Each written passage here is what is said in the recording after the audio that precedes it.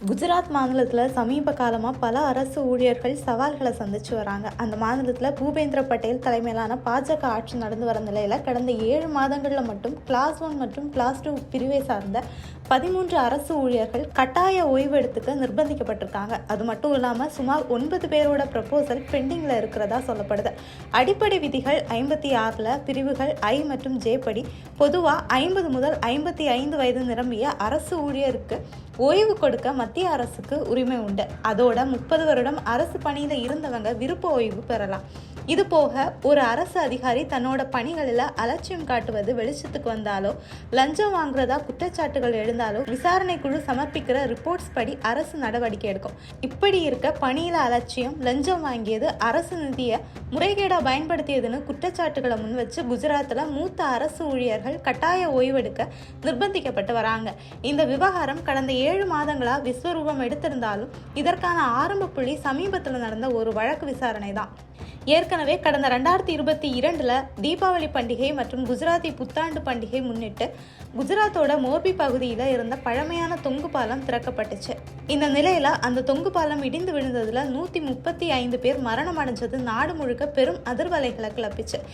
இந்த விபத்தை தொடர்ந்து கடந்த ஜனவரி மாதம் குஜராத்தோட வதோதரா பகுதியில் இருக்க ஹர்னி ஏரியில 250 கிலோ அதிகமான எடை ஏற்றிய படகு சவாரியில 14 உயிர் பலிகள் ஏற்பட்டுச்சு. அதே போல கடந்த மே மாதம் குஜராத்தோட ராஜ்கோட் பகுதியில் அமைஞ்சிருக்க TRP விளையாட்டு அரங்கத்துல தீ விபத்து ஏற்பட்டதுல 27 பேர் உயிரிழந்தாங்க. இந்த நிலையில தான் கடந்த ஜூன் 13ஆம் தேதி ராஜ்கோட் தீ விபத்து விவகாரம் சார்ந்த விசாரணை குஜராத் உயர் நீதிமன்றத்துக்கு வந்துச்சு. அப்போ தலைமை நீதிபதி சுனிதா அகர்வால் மற்றும் நீதிபதி பிரணவ் திரிவேதி ஆகியோர் இந்த விபத்துக்கு அரசு அதிகாரிகளோட நிர்வாகத்திறமின்மை மற்றும் அலட்சியம் தான் காரணம்னு குற்றம் சாட்டினாங்க. அதோட கடந்த ஜூலை மாதம் 3ஆம் தேதி ஹர்னி ஏரி விபத்து வழக்கு 6 நீதிபதிகள் கொண்ட அமர்வுக்கு முன்பு விசாரணைக்கு வந்துச்சு. 12 மாணவர்கள் மற்றும் 2 ஆசிரியர்கள் உயிரிழந்த இந்த விபத்துல வதோதரா நகராட்சி அரசு ஊழியர்களோட அலட்சியம் தான் காரணம்னு கண்டித்த நீதிமன்றம் ஏரியில போட்டிங்க்கு அனுமதி வழங்கின நகராட்சி ஆணையர் மேல விசாரணை மேற்கொள்ள அந்த மாநில அரசுக்கு அறிவுறுத்துச்சு.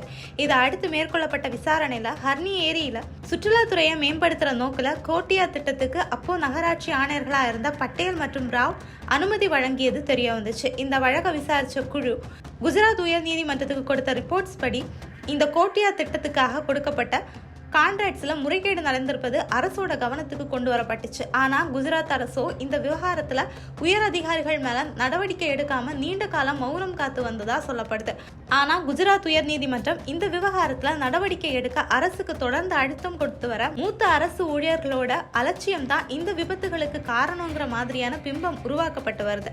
இதை அடுத்து தான் 50 முதல் 55 வயதில் இருக்க மூத்த அரசு ஊழியர்கள் கட்டாய ஓய்வு எடுக்க நிர்பந்திக்கப்பட்டு வரதா குற்றச்சாட்டு எழுந்திருக்கு.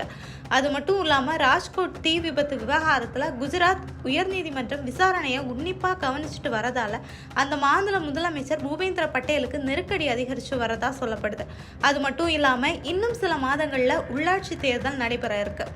இதனாலதான் குஜராத் அரசு இப்படி ஒரு செயல்ல ஈடுபட்டு வரதா மற்ற அரசியல் கட்சிகள் விமர்சனங்களை முன் வச்சு வராங்க.